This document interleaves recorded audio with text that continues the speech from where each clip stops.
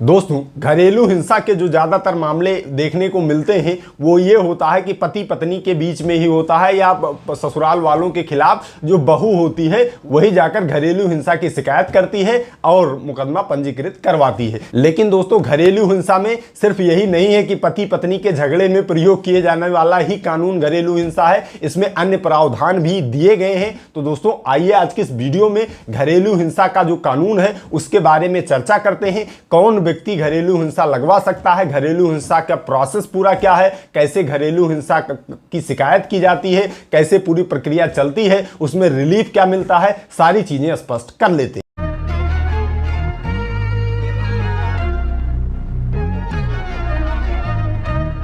दोस्तों, भारत में घरेलू महिलाओं के प्रति हो रहे हिंसा की रोकथाम के लिए सन 2005 में घरेलू हिंसा से महिलाओं का संरक्षण अधिनियम ये लाया गया।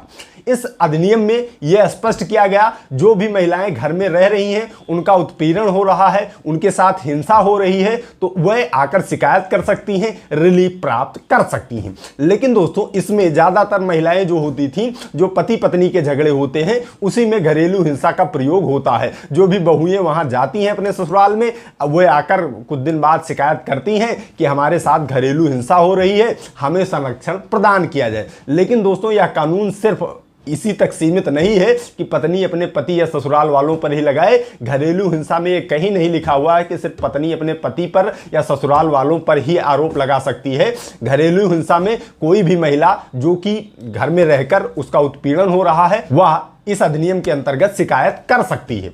जैसे कि बेटी जो है वह अपने पिता के खिलाफ या परिवार वालों के खिलाफ भी घरेलू हिंसा की शिकायत कर सकती है। माता जो है वह अपने बेटे के खिलाफ भी घरेलू हिंसा की शिकायत कर सकती है। यानी कि महिला होनी चाहिए, महिला कोई भी हो, अगर उसके साथ घर में उत्पीड़न हो रहा है तो वह घरेलू हिंसा के अंतर्गत शिकायत कर सकती है।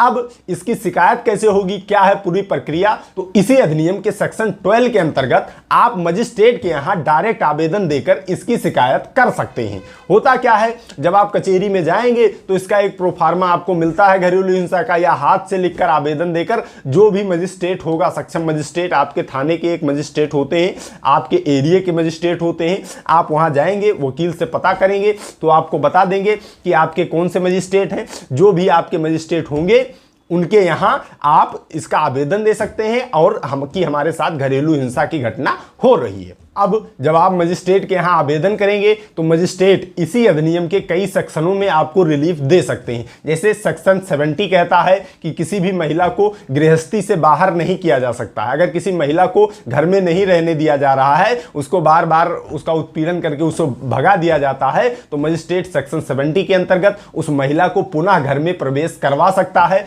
इसके बाद में अगर महिला कहती है कि नहीं, हम घर में तो चले जाएंगे, आप आदेश कर देंगे, लेकिन वहां हमारे साथ फिर से हिंसा होगी, तो सेक्शन 18 के अंतर्गत उस महिला को संरक्षण प्रदान किए जाने का आदेश भी मजिस्ट्रेट पारित कर सकता है। साथ ही सेक्शन 19 में अगर महिला को घर से निकाल दिया गया है तो उसे निवास दिलवाने का भी आदेश मजिस्ट्रेट पारित कर सकता है। साथ ही सेक्शन 20 में खर्च का जो दवा इलाज के खर्च होते हैं, इसके लिए भी आदेश पारित कर सकता है। यानी विभिन्न तरीकों से आपको रिलीफ मजिस्ट्रेट के यहां मिल सकता है। लेकिन यहां एक सवाल आता है कि मजिस्ट्रेट के यहां जब जाएंगे तो वहां अपने केस को सिद्ध करना होगा, तब ये हमें सारी चीजें मिलेंगी। तब तक तो संरक्षण, अब हमारा उत्पीड़न हो ही रहा है, तब तक तो हम सर्वाइव भी नहीं कर पाएंगे। मजिस्ट्रेट के यहां कैसे जाकर सारी चीजें साबित कर पाएंगे, तो इसके लिए भी प्रावधान किया गया है। सेक्शन 23 में आपको अंतरिम रिलीफ भी मजिस्ट्रेट प्रदान कर सकता है। आपको बिना केस सिद्ध किए हुए भी अंतरिम रिलीफ भी दे सकता है कि पहले आपको रिलीफ दे रहे हैं, इसके बाद आराम से आइए